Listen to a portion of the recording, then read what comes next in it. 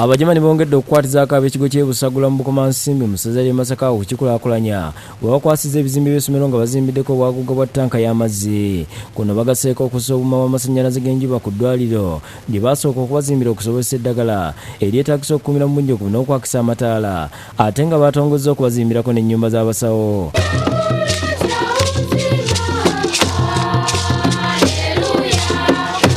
Bakitonedde n'ebikozesebwa mu kuyimba misa okuli n'ebyambalo bya bwana mukulu ng'omukwanaganya w'abajamani n'ab'ebusagula Father Peter Senkaayi yakkaatiriza nti pulojekiti yonna ya bukadde 80 n'omusobyo ng'abakristo bawako obukadde 7 bwokka. Kontributioni yaffe nga bwe mulaba yali eri waki era ekyali waki wansi. Ttiimu y'abajamani bano ekulembeddwa mmeeya waabwe Hostel Rehed ne Father Perehis Adolfo n'abalala abakwasizza Omusumba Kaggwa ebizimbe bino ng'akaggwa kasaliddwa ssentebe wa Masaka Joseph Kalungi yakiikiridde omumyuka wa pulezidenti Edward Kiwanuka Sekandi yawagidde n'obukadde 2 mu buliwo.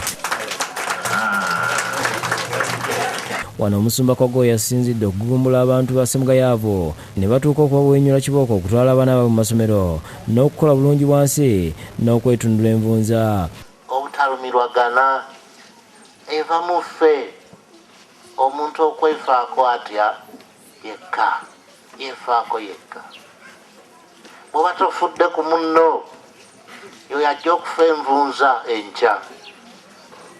Bishop Kaggwa bawadde ekyokulabirako ku byalo ebirabikira ku TV ng'abantu bonna balwadde envunza n'abazadde abaakwatibwa olw'obutasomesa baana baabwe n'agamba nti obwo bwonna bubeera buteefaako.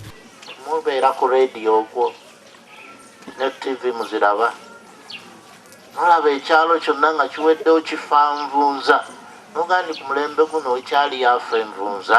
Bishop Kaggwa yabajjukizza enjogera ya Lubaale Mbeera nga n'emiro kw'otadde nti n'omukisa gw'erina oyo akola era Bassemugayaavu obwavu bwakubaluma emirembe gyonna kuba Katonda tayinza kwabunduggulako obugagga nga tebakola. Muleme kulowooza nti Katonda n'abaleetera obwavu n'abasuulamu wakati wano n'aga nti kati muli bagagga.